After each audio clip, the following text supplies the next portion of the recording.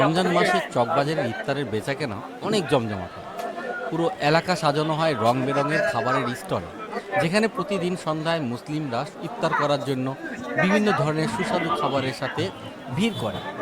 এই বাজারে বিক্রি হওয়া কিছু জনপ্রিয় ইফতারের খাদ্য বলছি, যেমন ফালুদা, আছে চিড়ে দই, চিকেন কাবাব, পুদিনা ও টমেটো রস, সেমাই, বাঙালি মিষ্টি, বেগুনি পরোটা, আরও নানান ধরনের ভাজি পোড়া আপনি পাচ্ছেন এই চকবাজারে।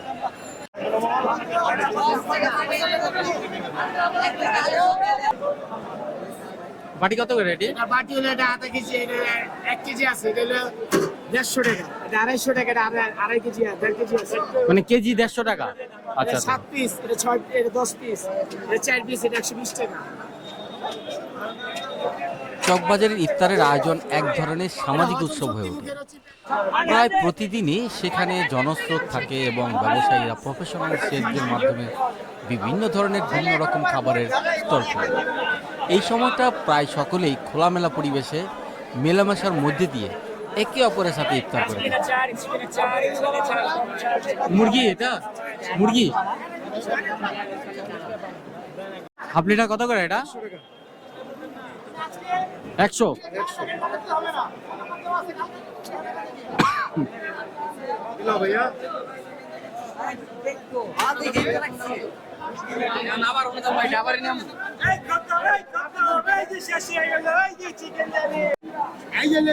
রমজান মাসে চকবাজারের ইফতার বেচা কেনা এক ধরনের ঐতিহ্য হয়ে দাঁড়িয়েছে।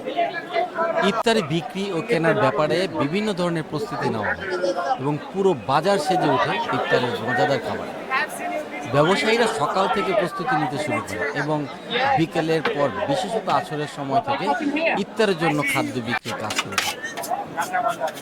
ইফতার বেচা কেনায় কিছু বিষয় যা লক্ষণীয়, যেটা হচ্ছে ধরুন প্রচুর ভিড়। রোজার মাসে চকবাজার ইফতার বেচা কেনার সময় অনেক ভিড় থাকে। রোজাদাররা রোজার পরপরই দ্রুত বাজারে চলে আসে। বিভিন্ন ধরনের খাবার দোকানগুলোতে নানান ধরনের খাবার পাওয়া যায়, যেমন সেমাই, বেগুনি, আলু পোস্ত, সিঙ্গারা, জিলাপি, কাবাব, চপ, ফালুদা, খেজুর, পুডিং, শরবত এবং রকমারি মিষ্টি। এসব খাবারের জন্য ক্রেতাদের দীর্ঘ লাইনে দাঁড়িয়ে থাকতে হয়। অনেক ব্যবসায়ী অস্থায়ী স্টল বসিয়ে ইফতার বিক্রি করে। এসব স্টলে খাবারের বিভিন্ন আয়োজন থাকে, যা বিক্রির জন্য সাজানো থাকে। রোজার মাসে খাবারের দাম একটু বেশি হতেই পারে এবং সাধারণত ক্রেতারা কিছুটা দরদাম করে। এই সময় ইফতারের বেচাকেনার মাধ্যমে ব্যবসায়ী এবং ক্রেতাদের মধ্যে এক ধরনের সামাজিক সম্পর্ক গড়ে ওঠে। অনেকেই ইফতার একসাথে করে, এমনকি কিছু মানুষ মনে করে চকবাজারে ইফতার করতে যাওয়ার একটা নিজস্ব আনন্দ।